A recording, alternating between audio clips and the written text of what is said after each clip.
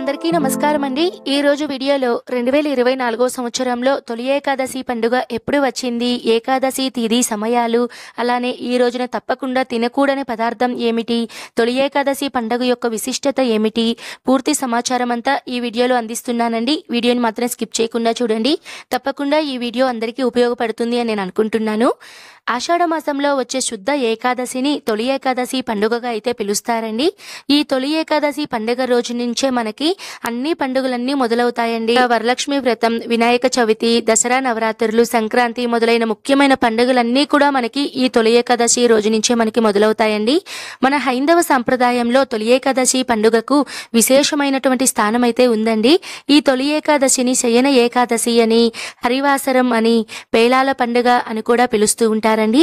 ఈ తొలి ఏకాదశి రోజున ప్రత్యేకంగా మొక్కజొన్నలతో పేలాలనేటివి చేసి నైవేద్యంగా అయితే స్వామివారికి సమర్పిస్తారండి। ఈ తొలి ఏకాదశి రోజున మనము తప్పకుండా విష్ణుమూర్తిని, అంటే విష్ణు స్వరూపాలైనటువంటి ఏ స్వరూపానైనా సరే మనము ఆరాధించుకోవాలి। ఒక్క ఏడాదిలో 24 ఏకాదశులు అయితే ఉంటాయండి। వీటిలో ఆషాఢ శుద్ధ ఏకాదశిని తొలి ఏకాదశిగా అయితే పిలుస్తారు।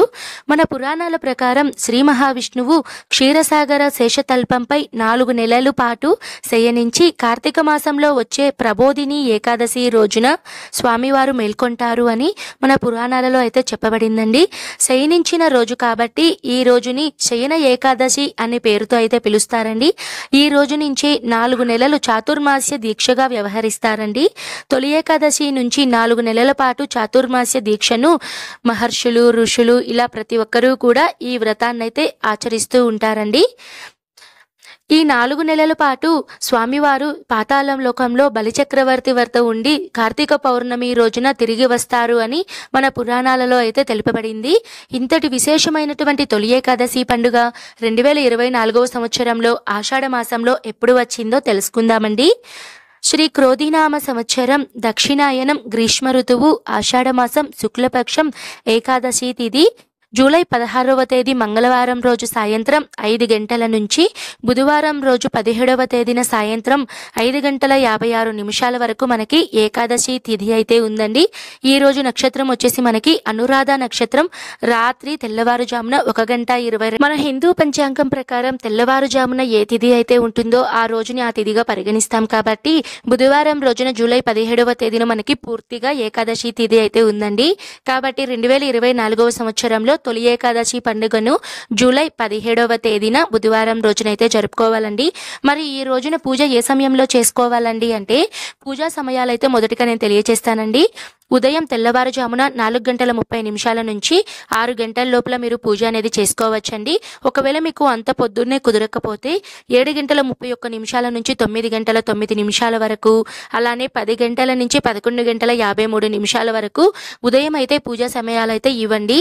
ఒకవేళ మీకు ఉదయం పూజ చేయడానికి కుదరలేని వాళ్ళు సాయంత్రం పూజా సమయం వచ్చేసి సాయంత్రం 4 గంటల 23 నిమిషాల నుంచి 6 గంటల 3 నిమిషాల వరకు అమృత ఘడియలు అయితే ఉన్నాయండి। ఈ సమయంలో కూడా మీరు పూజలు అనేటివి చేసుకోవచ్చు।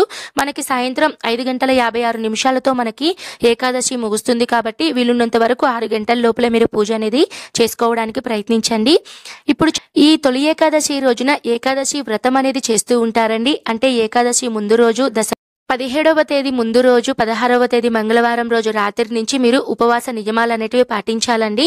ఏకాదశి రోజు పూర్తిగా ఉపవాసం ఉండి తర్వాత ద్వాదశి రోజున మీరు ఉదయాన్నే స్వామివారికి నైవేద్యం, హారతి అంతా సమర్పించిన తర్వాత మీరు ఉపవాసాన్ని అయితే విరమించుకోవచ్చండి। ఏకాదశి రోజున ఉపవాసం ఉండాలి అనుకునే వాళ్ళు ఉదయం నుంచి ఏకాదశి తిథి ఉన్నంత వరకు మీరు సాయంత్రం వరకు ఉపవాసం అనేది ఉండొచ్చండి।